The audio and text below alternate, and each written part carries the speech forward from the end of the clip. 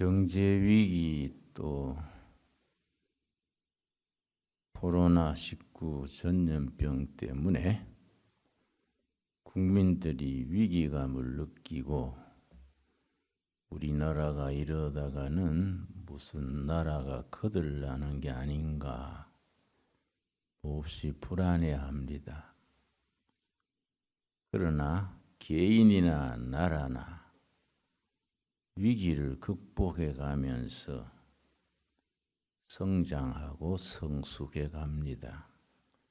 미국의 옛날 케너디 대통령이 취임을 할 때 한 유명한 연설 속에 위기에 대한 특별한 이야기가 있습니다. 영어로 위기가 크라이시스인데 케너디 대통령이 말하기를 동양에서 위기 크라이시스에는 두 가지 단어가 합쳐진 것입니다. 위험과 기회 두 가지가 합쳐져서 위기입니다. 그렇게 하면서 위험은 데인저, 기회는 오퍼추니티 합쳐져서 위기다. 위험과 기회가 합쳐져서 데인저와 오퍼추니티 합쳐져서 위기입니다. 미국이란 나라가 위기를 당할 때 오히려 하나님이 이 나라 이 백성을 축복하시는 오퍼추니티 기회가 되도록 국민들이 힘을 합칩시다. 그래서 하는 말이 명언을 남겼습니다. 미국 국민들은 정부가 나를 위해서 뭘 해줄 것인가 요구하지 말고 내가 위대한 미국을 위해서 무엇을 할 것인가 그것을 생각해 주시기 바랍니다. 아주 그런 명연설을 남겼습니다.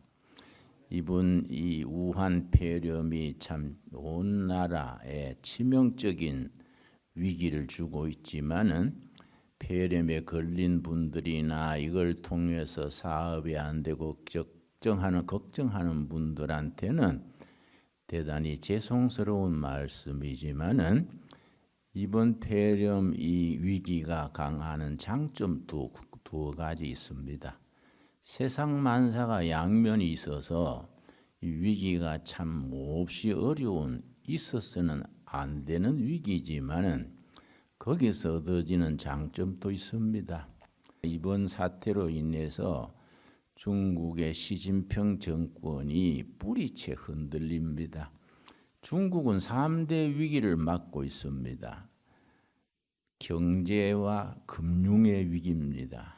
두 번째는 이런 전염병의 위기입니다. 셋째는 몇 년간 흉년이 들어서 식량 위기입니다. 이 겹치는 위기를 시진핑 정권이 극복하기가 어려울 것이다. 중국의 길은 민주정부로 대만처럼 민주주의 정부로 되는 것이다. 전문가들은 그렇게 말합니다. 중국 공산당 정권이 시작된 것은 1949년입니다.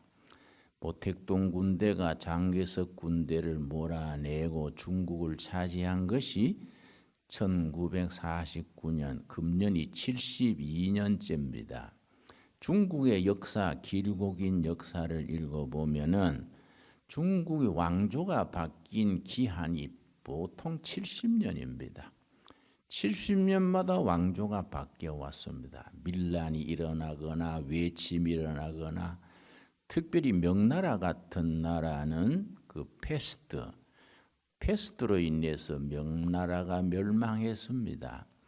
이번에 우한 지역에서 중국말로 후베이입니다. 후베이 지역에서 이 코로나19가 시작이 됐는데 중국 역사에서 후베이란 지역은 혁명의 발상지로 유명합니다. 그 청나라가 후베이에서 일어난 신사혁명이 후베이 우한에서 시작이 돼서 천국이 망하고 지금 정부로 바뀌었습니다. 그런데 맨 처음에 후베이 지역에서 30대 젊은 치과 의사가 맨 처음 코로나균을 발견해가지고 이걸 정부에 신고했습니다. 그런데 공산당 정권이 유언비어를 퍼뜨린다고 그 치과 의사를 잡아가가지고 고문을 하고 절대 그 말을 못하게 했습니다. 그 고문 후유증으로 치과 의사가 죽었습니다. 죽으면서 남긴 시가 있습니다. 그 잃는 사람의 눈물을 자아내게 합니다. 이게 전 중국에 그걸 인터넷으로 퍼져가지고 우한에서부터 지금 끊임없이 나오는 용어가 공산당 물러가라. 이건 중국 공산당 70년 만에 처음 나오는 말입니다. 공산당 물러나라. 전문가들의 이게 의견에 의하면은 시진핑 정권이 이번 사태로 인하여 뿌리채 흔들리게 될 것이다. 그거는 이번 이 우한 폐렴으로 인해서 세계적으로 좋은 일이 될 수 있습니다. 중국 공산당 정권이 흔들리면 북한이 흔들립니다. 북한이 겨우 중국에서 명줄로 되어져서 유지를 하는데 이번 전염병이 북한에는 영양 상태가 부족하니까 이 병에 걸리면 치명적입니다. 그런데 북한은 전반적으로 영양 상태가 부족하니까 그 병이 들어가면 휩쓸게 되지요. 그래서 딱 국경을 봉쇄해서 북한의 경제가 대단히 어렵습니다. 지금 굉장히 어렵습니다. 이런 게 쌓여서 북한 김정은 정권이 흔들리지 않겠나. 그래서 중국 정권과 김정은 정권은 서로 간에 연결된 정권입니다. 이 동남아시아에 좀 평화 시대가 올 수 있는 그런 기초가 되지 않겠나. 이번 우리 폐렴 사건으로 인해서 4월 15일이 선거인데요. 우리 목사님들 중에도 어떤 분들은 혁명을 일으켜서 하야하게 해야 된다.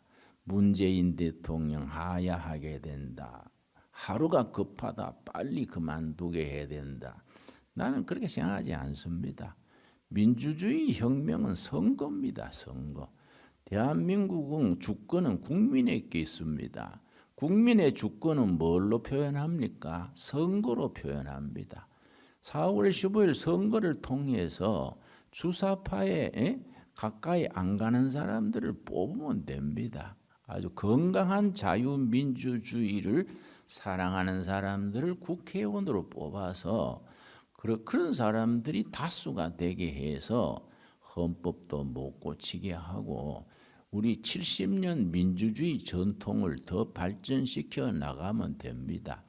여러분 이 오늘 읽은 민수기 14장 11절과 12절에 보면은 하나님께서 애굽의 전염병으로 애굽의 권력을 흔든다는 하나님의 말씀이 선포가 되고 하나님의 불순종하는 그런 나쁜 정권은 하나님이 흔들어 놓고 그보다 훨씬 더 좋고 훌륭한 정권을 세우시겠다. 하나님의 말씀입니다. 여러분 성경은 살아있는 말씀입니다. 옛날에 쓰여져 가지고 한번 지나간 흘러간 가요가 아닙니다. 성경은 지금도 살아계신 하나님의 살아있는 말씀입니다.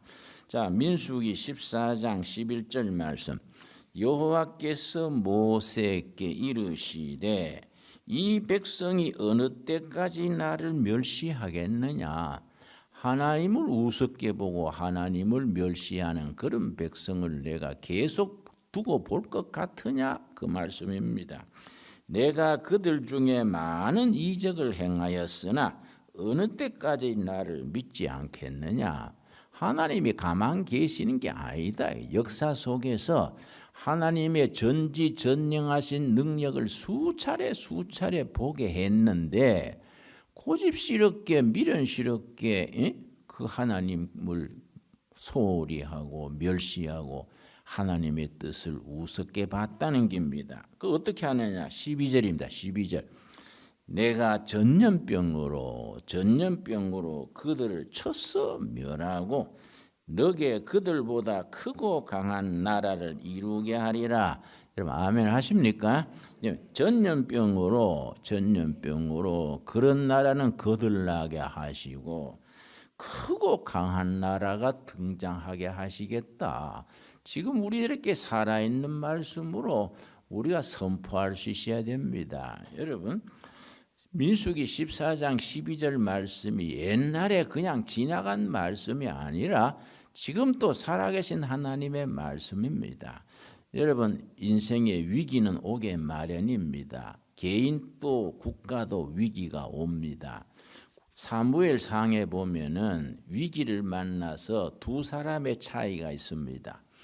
다윗이 위기를 만나고 다윗을 그렇게 없애려던 사울이 위기를 망했습니다. 둘 다 위기를 망했는데 그 위기에 대응하는 방식이 전혀 달랐습니다. 다윗은 위기를 당했을 때 어떻게 했느냐? 사무엘상 30장 1절 찾겠습니다. 여러분 살아있는 하나님의 말씀이 지금 우리들에게도 교과서가 되어야 됩니다. 사무엘상 30장에는 다윗이 만났던 절대절명의 위기가 있고 28장에는 사울이 만났던 아주 심각한 국가적인 개인적인 위기가 있었습니다. 그런데 그 위기에 대해서 대처했던 방식이 하늘과 땅 차이만큼 차이가 있습니다. 우리들도 한국 교회도 이 나라 백성들도 다윗처럼 그렇게 위기를 대처해야지 사울처럼 멍청해 하다가는 우리 살아가는 보금자리 자체가 날아가 버리고 재앙을 당하게 됩니다. 30장 1절 다윗과 그의 사람들이 사흘 만에 시글랏에 이를 때에 아멜렉 사람들이 이미 네겝과 시글랏을 침뇨하였는데 그들이 시글락을 쳐서 불사르고 시글랏이란 곳에 사울한테 쫓긴 다윗과 그의 동지가 600명입니다. 600명이 시글랏에 살다가 그 600명이 출정을 나갔다 사흘 만에 돌아왔습니다.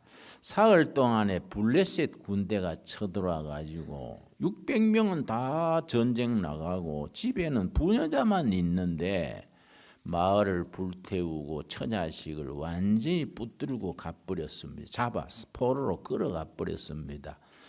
시글랏에 돌아와 보니 사흘 만에 전쟁터에 갔다 와 보니 마을이 쑥밭이 되고 가족들이 전부 포로로 끌려가 버리고 잿더미만 있는 겁니다. 얼마나 슬펐던지 그 사람들이 4절입니다. 30장 4절 우리 한번 같이 읽겠습니다. 다윗과 그와 함께한 백성이 울 기력이 없도록 소리를 높여 울었더라. 처자식이 다 끌려갔으니 기운이 떨어져 울 수 없을 만큼 울었다는 겁니다. 기력이 없어지도록 울었다. 얼마나 슬펐겠습니까? 그런데 그 민심이요 한 폭발하면 걷잡을 수가 없습니다. 6절입니다. 6절. 지도자 다윗을 원망하는 겁니다. 처자식 다 잡혀갔으니 우리 집안 망했네. 그러고서는 지도자 다윗을 원망을 하는데 6절입니다. 백성들이 자녀들 때문에 마음이 슬퍼서 다윗을 돌로 치자 하니 우리 다윗 믿고 따라왔다가 처자식 다 이거 망해졌다. 이 지도자 없애버리자. 돌멩이로 쳐서 죽이려고 그랬습니다. 다윗 지도자를. 얼마나 급했겠습니까? 다윗이 크게 다급하였으나 아주 다급하다는 말은 불덩어리를 머리에 이고 있는 그런 용어입니다. 얼마나 급했든지 자기 동지들 600명의 처자식 읽은 슬픔에 이성을 잃어가지고 이런 엉터리 지도자 없애버리자고 돌멩이로 쳐서 죽이려고 달거드는 겁니다. 그때 다윗이 어떻게 했습니까? 그의 하나님 여호와를 힘입고 용기를 얻었더라. 그런 다급한 시기에 용기를 누구로부터 얻었다 그랬습니까? 의지하는 하나님으로 인해서 위로와 용기를 얻었더라. 우리 6절 한번 같이 읽겠습니다. 우리나라 우리에게 주시는 말씀으로 읽을 수 있기 바랍니다. 백성이 자녀들이 때문에 마음이 슬퍼서 다윗을 돌로 치자 하니 다윗이 크게 다급하였으나 그의 하나님 여호와를 힘입고 용기를 얻었더라. 여러분 이거는 이런 경지는 안 겪어보면 이해를 못합니다. 내가 남양만에서 농민 살린다고 소단지 돼지단지 하다가 농민들 그 나를 믿기 때문에 농협에 구자를 틀어놓고 호주에서 젖소, 고기소, 돼지 사와가지고 큰 단지를 했는데 그 경영을 할 줄 모르니까 실패했습니다. 그러니까 뭐 날 믿고 돈 냈던 사람들이 가만히 있겠습니까? 그때 부채가 1억 4천만입니다. 지금으로 말하면 14억쯤 되겠지요. 옛날이니까.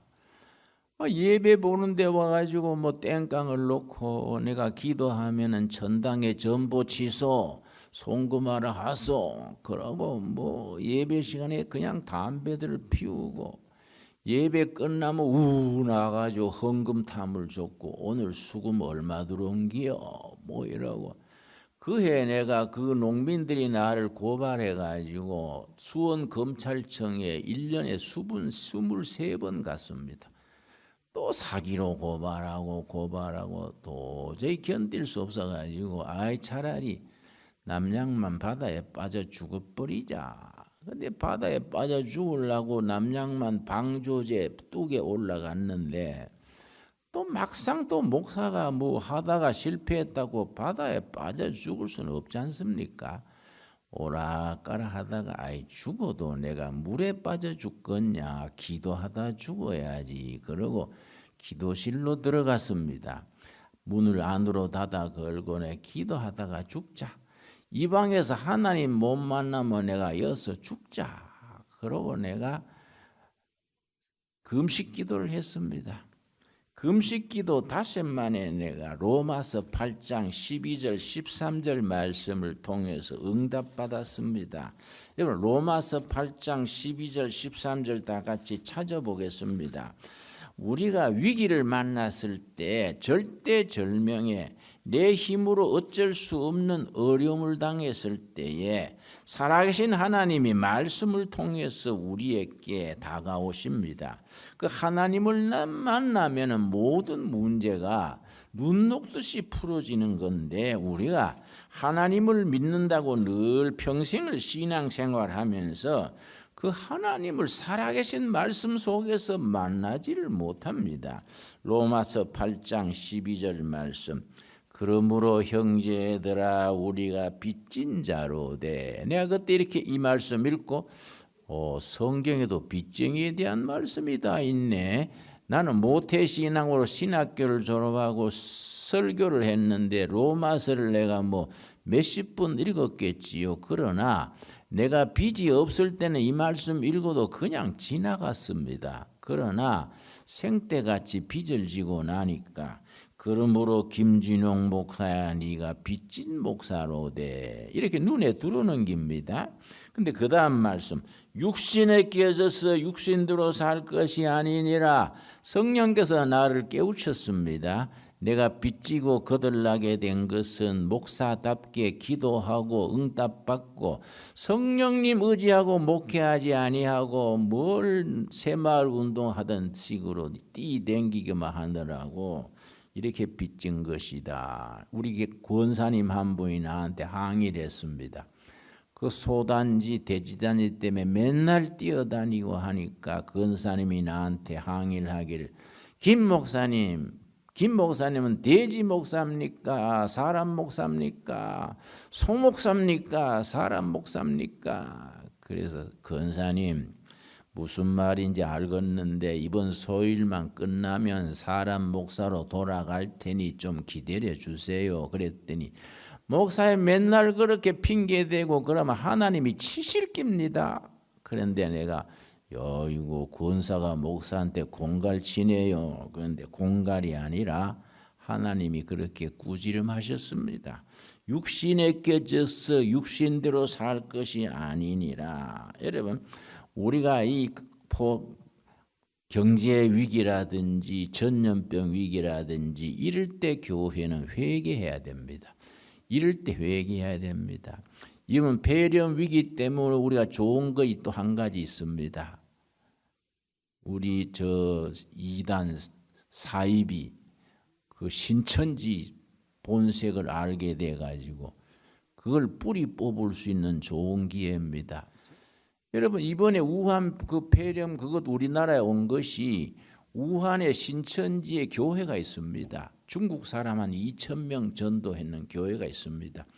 그 교회 중에 하나가 우한에 있는데, 우한의 중국인 교회 여자가 거기 그 청도에 세운 무슨 병원입니까? 그 신천지에 세운 병원입니다. 거기에 간호조무사로 병 걸린 여자가 와가지고 다 퍼뜨린 게 시작입니다. 그러니까 의사들이 그걸 막아줘야 된다 그랬는데 지금 정부에서 그걸 안 막은 거이지요. 그러니까 그 다 퍼져가지고 신천지 교인 여러분, 그 말이 안 되지요.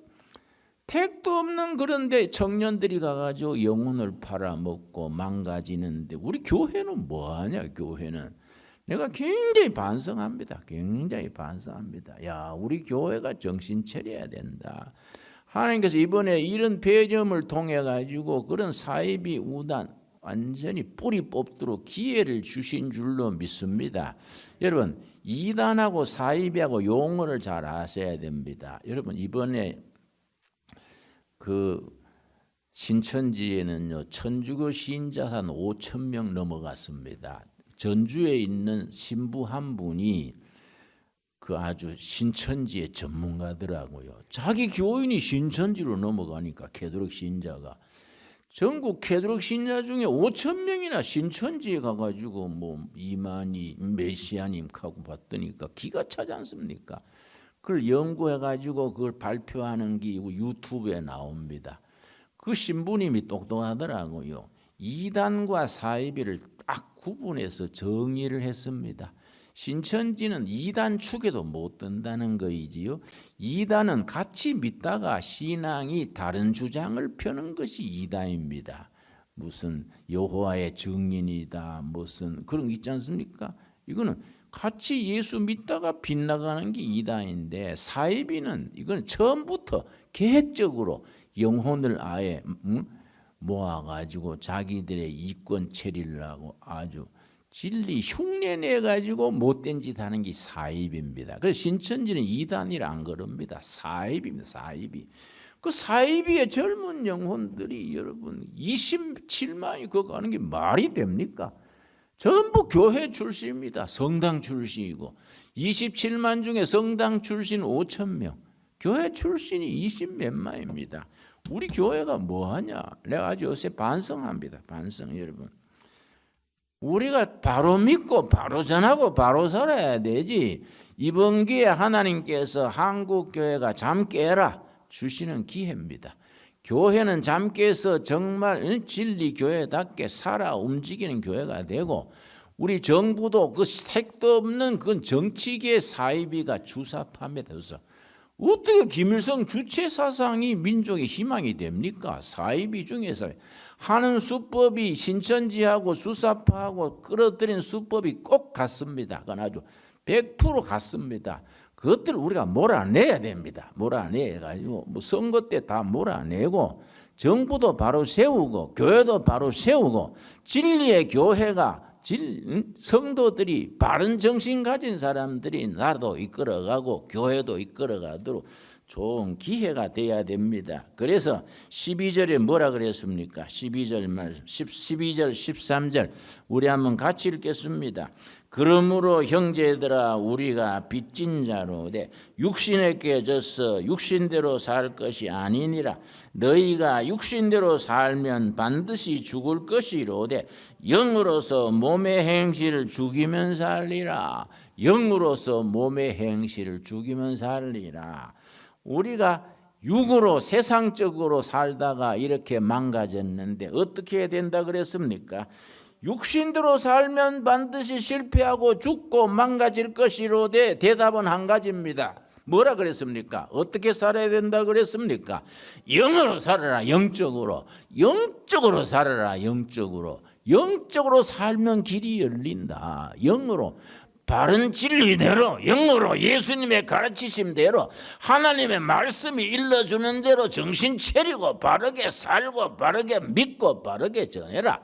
그러면은 위기가 변해서 기회가 된다. 진짜 위기가 기회로 변한다. 하나님이 주시는 말씀을 우리 마음으로 받아들일 수 있게 되기 바랍니다. 그래서 이런 위기가 축복의 기회로 바뀌게 되게 될 줄로 믿습니다. 거기에 우리가 정신 차리고 헌신해야 됩니다. 기도하겠습니다. 이 프로그램은 CTS 방송가족의 사랑과 후원으로 제작되었습니다. 후원전화 02-6333-1003번, ARS 060-808-1004번으로 전화주세요.